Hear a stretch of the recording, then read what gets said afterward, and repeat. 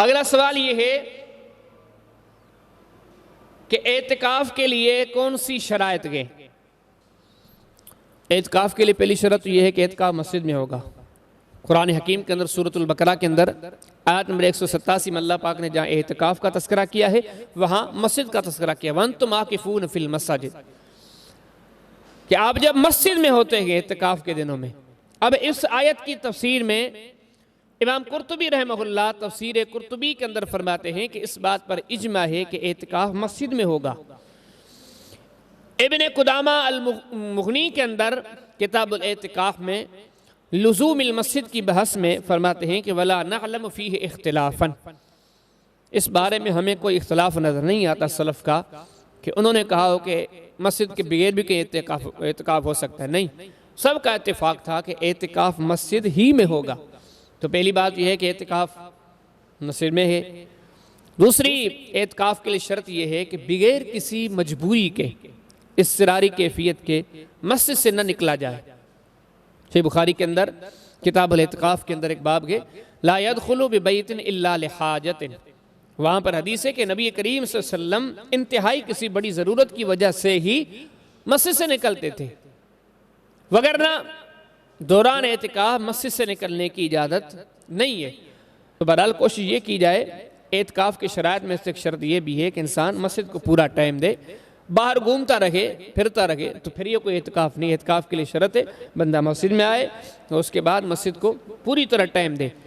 یہ اعتکاف رمضان میں ہوتا ہے۔ تیسری شرط یہ ہے کہ رمضان کے روزوں کا اہتمام ہو، بغیر کسی مجبوری کے روزہ نہیں چھوڑا چاہیے۔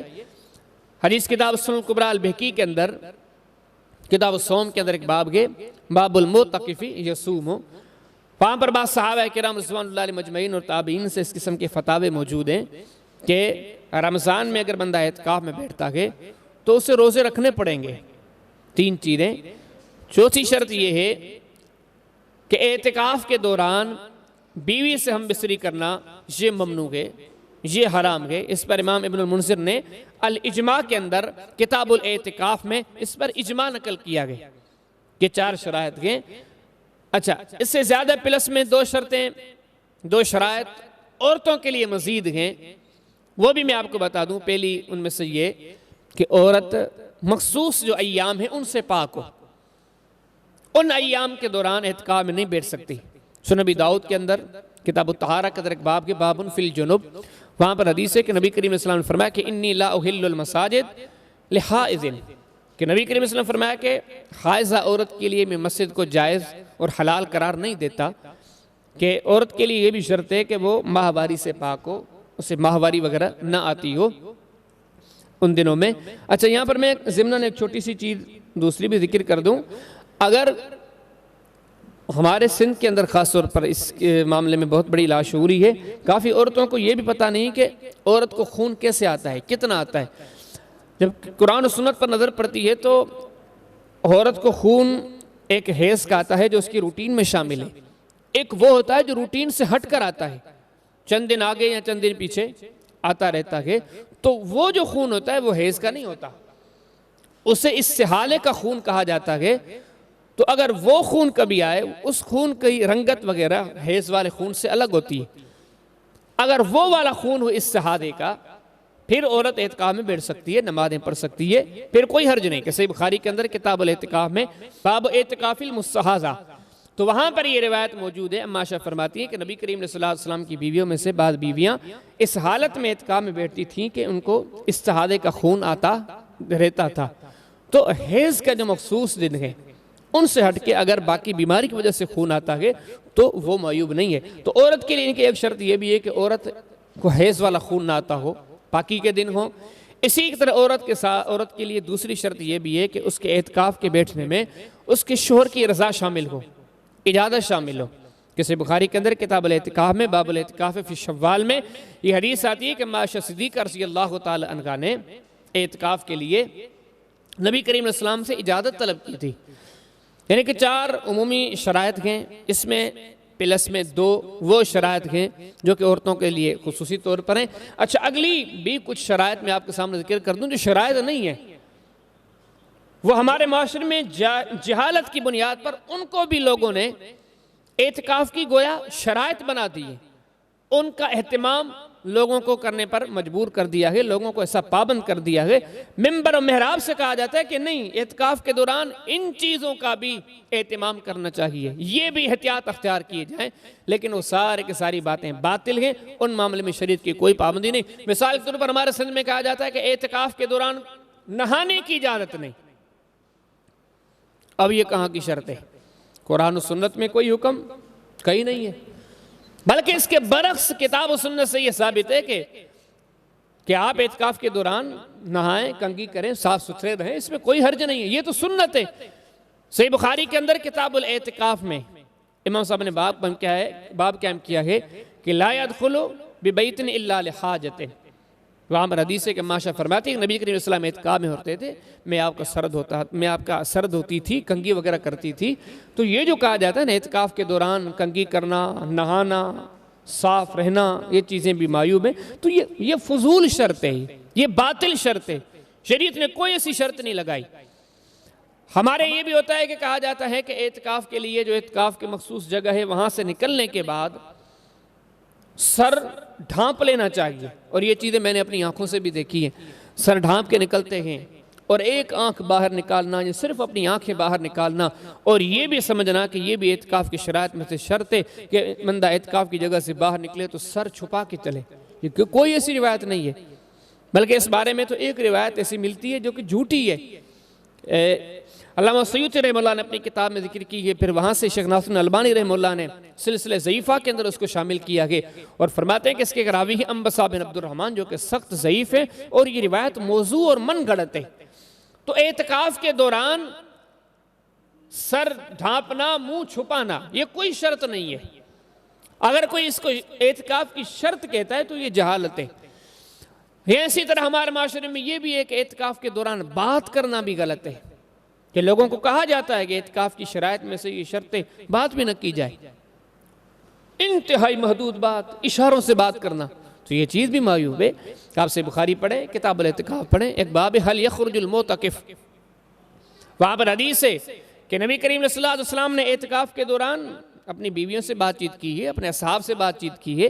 ویسے عمومی دلائل کو دیکھیں، نبی کریم صلی اللہ علیہ وسلم نے جمعے کے خطبے دیے گئے، دروس دیے گئے، سارا کچھ ہوتا رکھا ہے، تو جائز باتوں میں کوئی ممانعت نہیں، کوئی گنجائش نہیں۔ تو یہ ساری، یہ جو آخر میں نے 3 باتیں ذکر کی ہیں، یہ 3 شرائط باطل ہیں، شریعت نے کوئی ایسی شرط لاگو نہیں کی۔ اللہ پاک قرآن و سنت کی پاسداری کی توفیق عطا فرمائے۔ اگلا سوال یہ ہے کہ اعتکاف میں کب بیٹھا جائے؟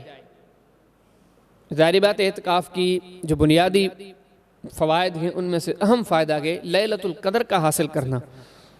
تو انسان کو چاہیے کہ 20ویں کی شام مغرب کی نماز پڑھ کے 21 کی رات جو ہے اس کو بھی اعتکاف میں شامل کرے، اور آخری پورے عشرے کو اعتکاف میں شامل کرے۔ باقی مخصوص جو اعتکاف کی جگہ ہے ابھی بھی ہے، اور نبی کریم صلی اللہ علیہ وسلم کے زمانے میں بھی ہوتی تھی۔ صحیح بخاری کے اندر کتاب الاعتکاف میں ایک باب ہے، باب الاخبیۃ فی المسجد، کہ نبی کریم صلی اللہ علیہ وسلم کے زمانے میں بھی اعتکاف کے پردے لگائے جاتے تھے، خیمے لگائے جاتے تھے۔ تو نبی کریم صلی اللہ علیہ وسلم ان مخصوص جگہوں پر، ان مخصوص خیموں اور پردوں میں 21ویں کی رات جب آپ فجر کی نماز پڑھتے تو فجر کی نماز کے بعد نبی کریم صلی اللہ علیہ وسلم اس جگہ پر چلے جاتے تھے۔ یہ حدیث صحیح بخاری کے اندر کتاب الاعتکاف کے اندر باب الاعتکاف فی شوال کے اندر موجود ہے۔ تو لہذا اعتکاف کرنے والے بندے کو چاہیے کہ 20ویں کی شام مغرب ہی سے مسجد میں پہنچ جائے۔ باقی اعتکاف والی مخصوص جگہ پر وہ فجر کی نماز پڑھ کے 21ویں کی جو صبح ہوتی ہے فجر کی نماز، وہ نماز پڑھ کے اس میں داخل ہو جائے۔ یہ مسنون طریقہ ہے، باقی اس میں کوئی پابندی نہیں۔ اگر کوئی بندہ دیر سے جاتا ہے یا پہلے چلا جاتا ہے تو اس بارے میں کوئی ایسی سختی نہیں ہے۔ اگلا سوال یہ ہے کہ کیا عورت گھر میں اعتکاف کر سکتی ہے؟ بالکل نہیں کر سکتی، کیونکہ دین ہماری مرضی کا نام ہے نہیں، دین قرآن و سنت کا نام ہے، اللہ کے پاکیزہ کلام اور اللہ کے پیارے حبیب علیہ السلام کی تعلیم کا نام دین ہے۔ تو وہاں پر کوئی ایسی صراحت نہیں ملتی کہ عورت گھر میں بھی اعتکاف کرے، نہ کوئی ایسی قرآن کی آیت ہے، نہ نبی کریم علیہ السلام کی حدیث میں سے کوئی حدیث ہے، نہ آپ کے صحابہ میں سے کسی کا فتویٰ ہے، نہ صحابیات، نہ تابعین، نہ تبع تابعین، سلف میں سے کسی سے یہ ثابتی باسند صحیحہ نہیں ملتی۔ تو اس زمانے میں بھی جو اعتکاف ہوتے تھے نبی کریم اسلام کے زمانے میں مسجد میں ہی ہوتے تھے عورتوں کے. آپ صحیح بخاری پڑھیں, کتاب الاعتکاف پڑھیں, امام صاحب نے باب پورا قائم کیا ہے, باب اعتکاف النساء, عورتوں کے اعتکاف کا بیان. نبی کریم صلی اللہ علیہ وسلم کے زمانے کی خواتین, آپ کی صحابیات, آپ کی ازواج مطہرات رضی اللہ تعالی عنہ, وہ ساری کی ساری مسجد میں بیٹھتی تھی. اور ویسے بھی جیسے میں نے اعتکاف کی شرائط میں سے آپ کے سامنے یہ چیز ذکر کی تھی کہ اعتکاف ہوتا ہی مسجد میں ہے.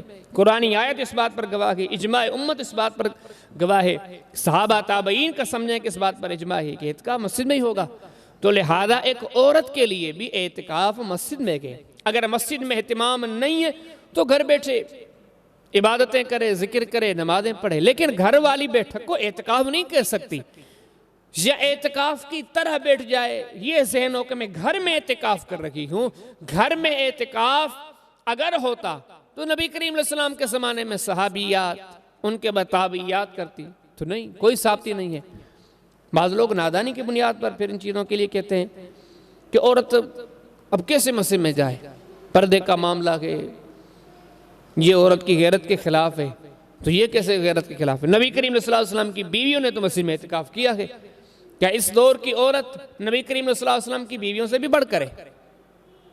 یہ کہا جا سکتا ہے اس دور کے لیے کہ مساجد کے اندر وہ اہتمام نہیں ہے. تو اہتمام نہیں تو آپ نہ کریں, باقی عبادتیں کریں, باقی نیکیاں کریں, لیکن اہتمام نہیں ہے تو آپ گھر میں کر لیں, یہ تو نہیں ہوگا.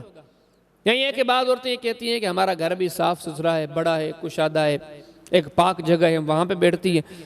اگر گھر میں پاک جگہ پر اعتکاف ہوتا ہے تو محمد کریم علیہ السلام کے گھروں سے زیادہ پاک گھر کن کے ہوتے ہیں؟ لیکن آپ کی بیویوں نے پھر بھی وہ گھر چھوڑی اور مسجد میں آئے.